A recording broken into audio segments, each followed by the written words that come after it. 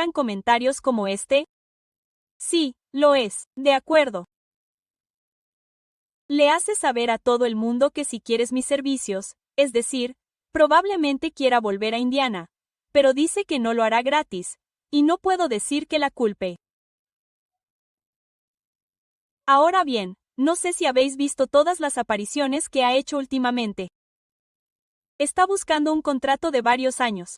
Ha habido muchas respuestas a esto. Creo que hay un mundo en el que podría irse. Recent statements from Sophie Cunningham during her podcast have sparked widespread discussion across basketball circles. The sharpshooting guard has expressed interest in securing enhanced compensation moving forward. Her podcast venture has proven successful in generating buzz and attention within the sports community. Cunningham's declarations regarding her career trajectory align with typical behavior from athletes approaching free agency.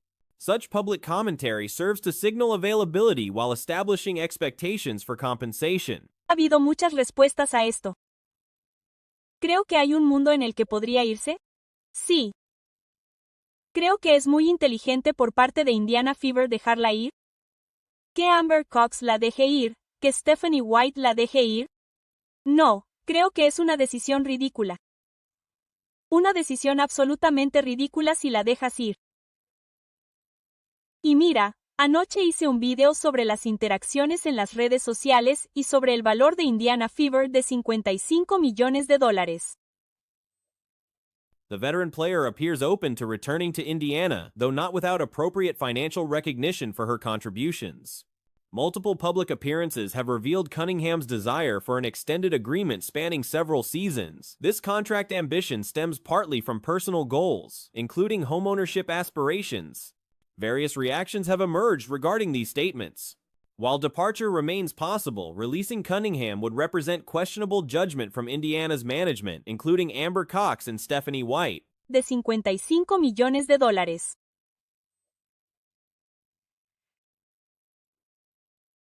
También hablamos del hecho de que esta mujer de aquí fue la tercera jugadora de la WNBA más buscada en Google durante la temporada.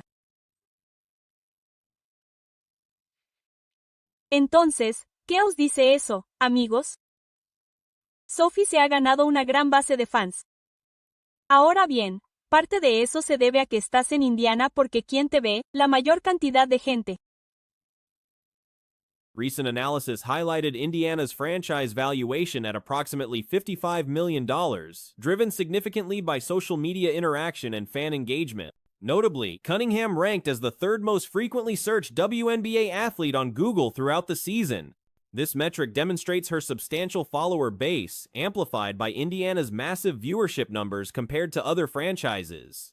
Beginning September 11th, Cunningham embarked on an extraordinary performance streak. Across 14 consecutive games during the playoff push, she delivered exceptional production. Indiana porque quien te ve, la mayor cantidad de gente. Y antes de que veas esto, ten esto en cuenta. Punto. El 11 de septiembre fue cuando Sophie Cunningham se puso a darlo. Todo. Se fue por un camino de destrucción. 1, 2, 3, 4, 5, 6, 7, 8, 9, 1, 0, 1, 1, 1. Her output during this crucial stretch included 16 points with 10 rebounds initially, followed by games of 13, 11, 12, 15, 15, 12, 17, and 18 points respectively. Additional strong performances featured 16 and 14-point outputs. That 18-point effort came during Phoenix's dominant victory, where Cunningham performed admirably despite limited team support. This remarkable 14-game sequence proved instrumental for playoff qualification. Without Cunningham's elevated scoring and consistent rebounding contributions during this period, postseason participation would likely have remained unattainable. 4, 5, 6, 7, 8, 9, 1, 0, 1, 1, 1, 2, 1, 3, 1, 4 partidos en los que, cuando este equipo todavía estaba intentando llegar a los playoffs. Ella se volvió loca en ese primer partido. 16 puntos, 10 rebotes, 13, 11, 12, 15, 15, 12, 17, 18 puntos, 16 puntos, 14 puntos. Esos 10 Her boards during these games frequently reached 5 or 10, showcasing well-rounded contributions beyond perimeter shooting. Regarding three-point shooting efficiency, Cunningham demonstrated remarkable accuracy during critical stretches. Her percentages throughout various games included 80%, 66%, twice, 62%, 75%, 80%, 50%, appearing 4 times, and 62%. This consistency from distance made her deserving of three-point contest consideration over other candidates. Early season usage patterns raised questions. Esos 18 puntos fueron el partido en el que Stephanie White hizo que este equipo jugara como una basura. Las Phoenix Mercury las destrozaron. Todavía no puedo superar esa derrota. Quiero decir, Sophie salió, jugó muy duro y, como si nadie más se hubiera molestado en presentarse durante ese partido, las aplastaron por completo. Bueno, Sophie, y lo siento, pero esa pequeña racha de 14 partidos. From late May through early July, including time managing injury concerns, Cunningham's role within Stephanie White's system appeared unclear. This ambiguity may contribute to her current position regarding future employment and compensation desires. When discussing contract expectations, Cunningham mentioned earning approximately $100,000 previously. With upcoming media rights revenue increases, comparable agreements could potentially triple to around $300,000 or potentially higher amounts. The enhanced media deal should expand salary cap limitations, making retention financially feasible. Partidos en la que tuvo toda esta producción, no habría playoffs si Sophie no hubiera conseguido estas enormes cantidades de puntos y hubiera metido, ya sabes, 10 rebotes, 5 rebotes, 5 rebotes, 5 rebotes. Quiero decir, ella estaba contribuyendo. Además, ten en cuenta que todo el mundo quería a Lexi en el concurso de triples. Lo entiendo. Pero en ese momento, dije que pondría a Sophie allí. Arguments for bringing Cunningham back extend beyond statistics. Throughout the 2024 to 2025 campaign, when Caitlin Clark faced physical aggression from opponents, Cunningham alone among teammates actively attempted defensive intervention. Neither Aaliyah Boston, Kelsey Mitchell, Lexi Hull, nor other roster members demonstrated similar protective instincts. Video evidence shows Cunningham being physically restrained while attempting to confront Marina Mabrey during Connecticut's contest, eventually delivering emphatic responses to JCS Sheldon. Such defensive mentality remains critically necessary for team dynamics. Pero en ese momento, dije que pondría a Sophie allí, no a Lexi. ¿Quieres saber por qué? Muy bien, bueno, vamos a desplazarnos hacia abajo. Este es el porcentaje de triples. 80%, 66%, 66%. H 62%, 75%. 80%, 50%, 62%, 50%, 50%, 50%. Sophie Cunningham estaba encestando triples. Speculation exists regarding potential friction between Cunningham and head coach Stephanie White. Additionally, questions arise about Amber Cox's perspective toward retaining the guard. Cunningham's profile doesn't necessarily align with certain league preferences, though she maintains excellent relationships with teammates including Brittany Griner. Regular associations with Caitlin Clark and Chloe Peterson characterize team chemistry, though Peterson won't return, unfortunately. Kelsey Mitchell's return remains uncertain despite obvious value.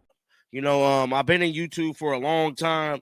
I'm never one to kick, especially a brother down.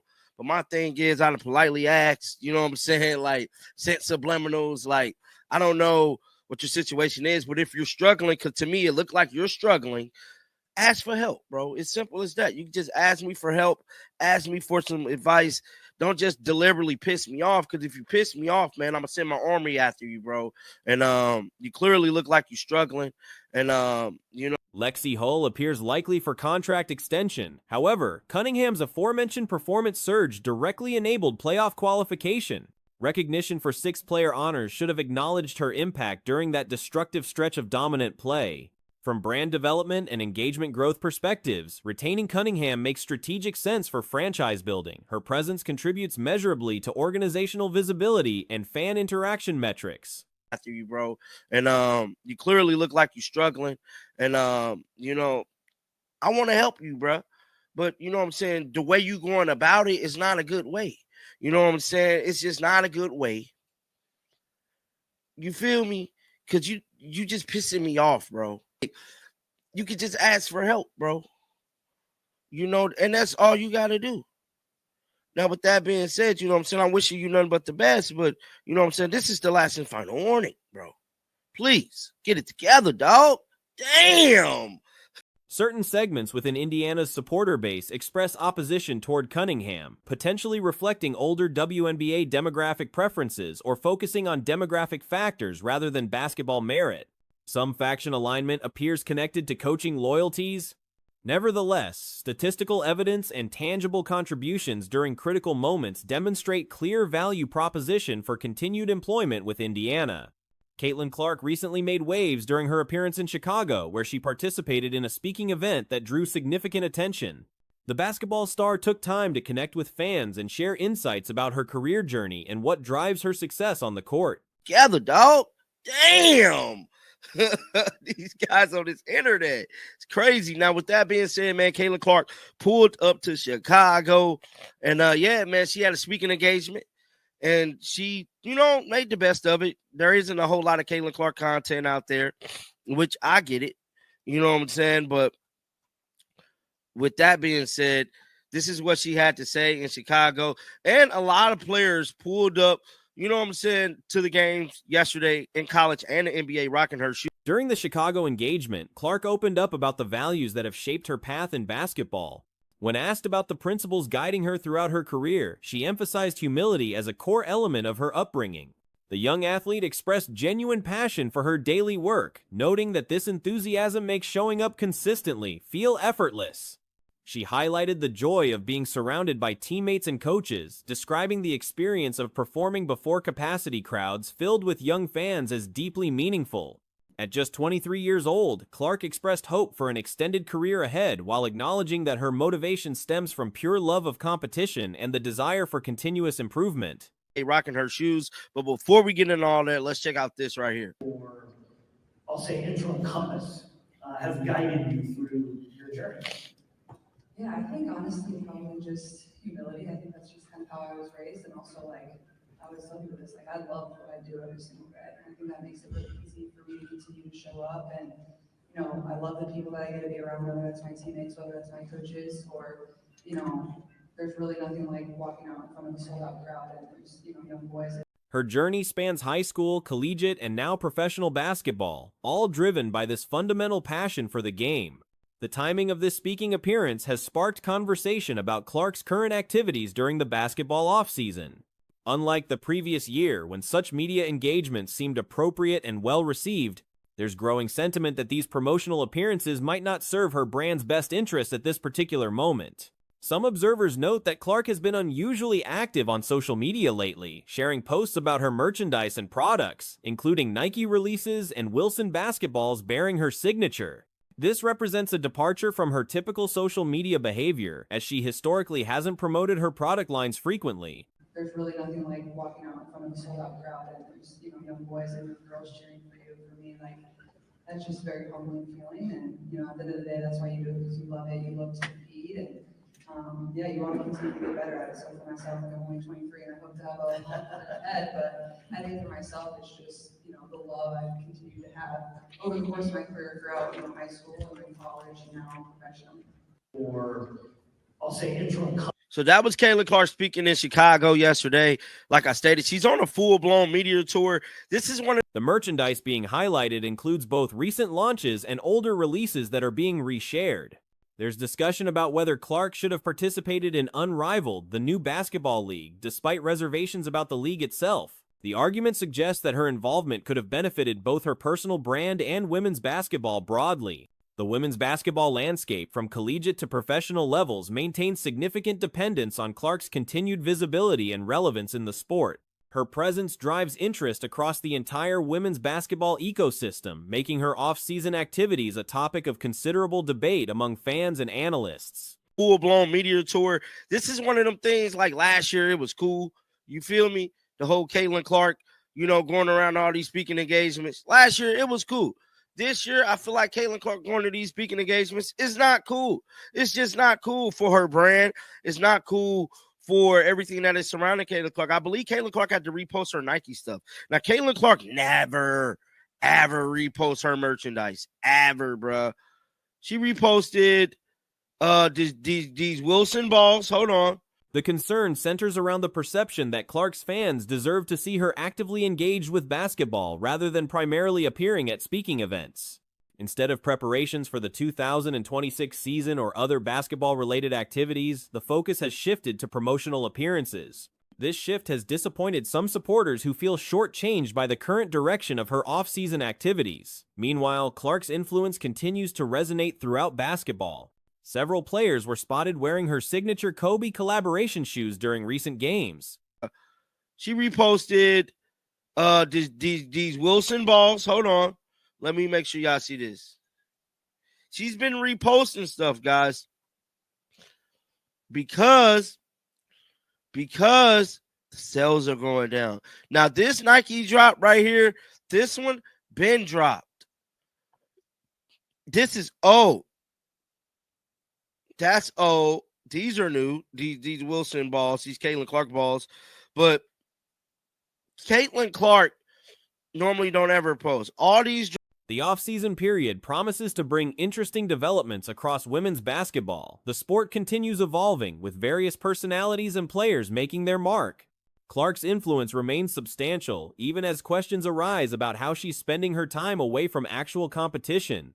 Her impact on young players, merchandise sales, and overall interest in women's basketball cannot be understated, making her decisions about off-season activities a matter of public interest and discussion within the basketball community. Caitlin Clark normally don't ever post. All these drops that Caitlin Clark is reposting right here, these are all old drops, and I want Caitlin Clark to be playing basketball.